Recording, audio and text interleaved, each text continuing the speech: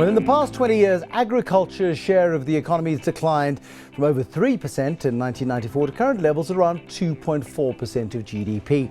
There are about a quarter as many farmers on the land as there were in 1994 as well, 130,000 way back in 1994. At the moment, according to Grain South Africa, there's some 37,000 farmers on the land.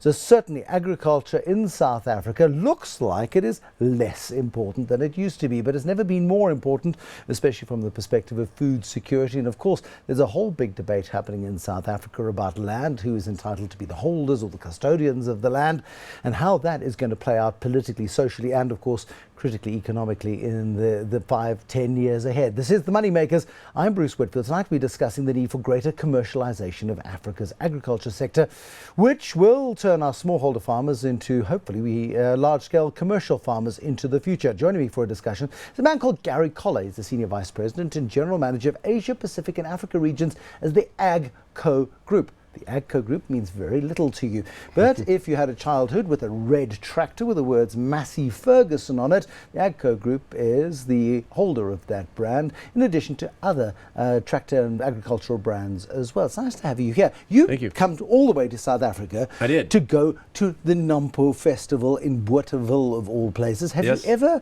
been to a place like that? This is the first time I've been to Nampo, so it's really been an interesting experience to come here. Interesting is so easy to misinterpret. Yes. Qualify what's interesting. It's been mind-opening, making me much more aware of how big farming is really in South Africa and how much it means to the economy.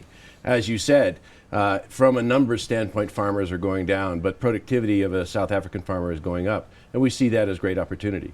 It's a huge opportunity. Massey Ferguson has been here for probably as long as John Deere. Am I allowed to say John Deere in front of you? You're without allowed, causing... but yeah, I'll keep my stomach, it's all right. But Massey Ferguson is, in agricultural terms, a household brand, but there are others as well. Yeah, correct. Yeah, we have 5 core brands basically at AGCO Corporation. So we have Massey Ferguson. Again, it's historically been our biggest brand, geographically most spread out, and I think, as you said, one of the historical brands here in Africa as well.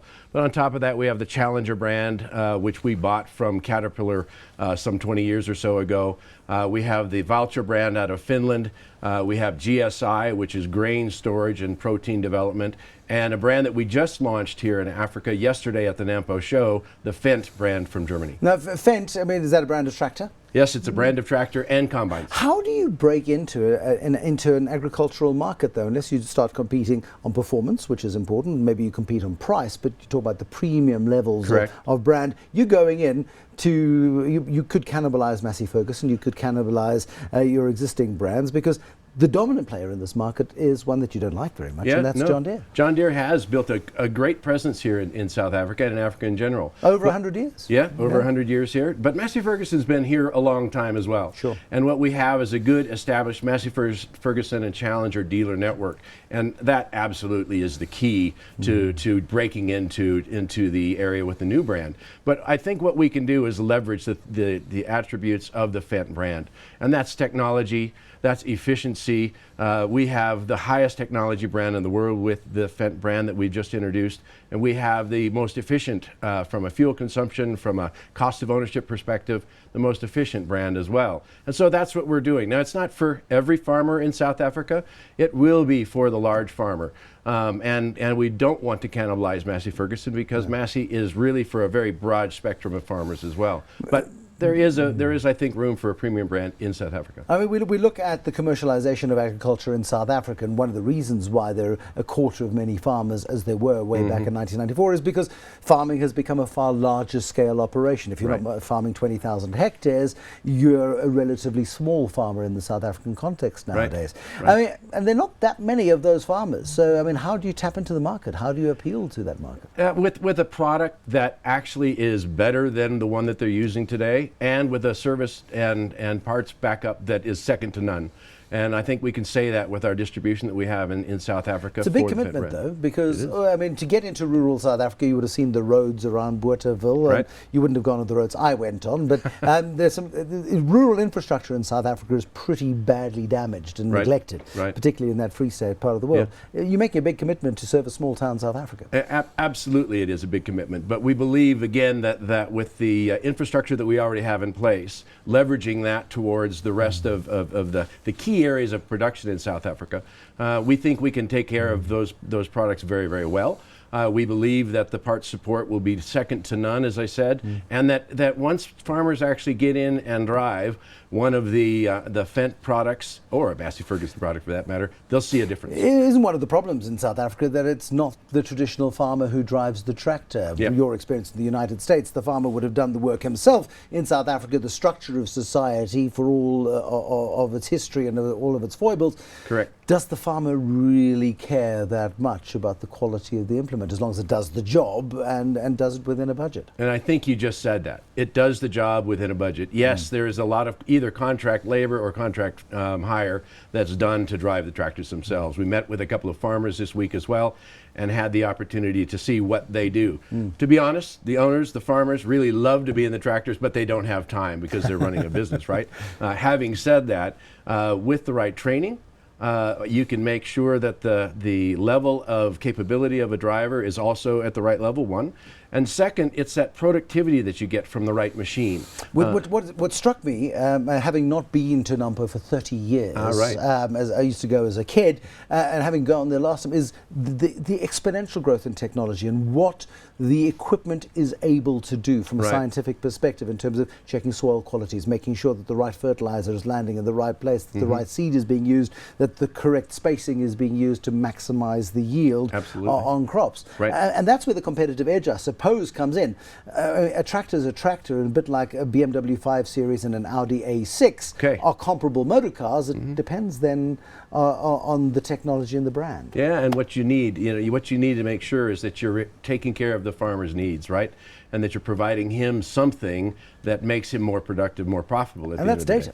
Yeah, it is data now. And then it's data analytics and the relevance of the data. Correct. You can collect data on all sorts of irrelevant things. How do you make it? How do you make it relevant to this environment? There's a lot to do with that, and we're all, to be honest, we're all studying that very carefully now.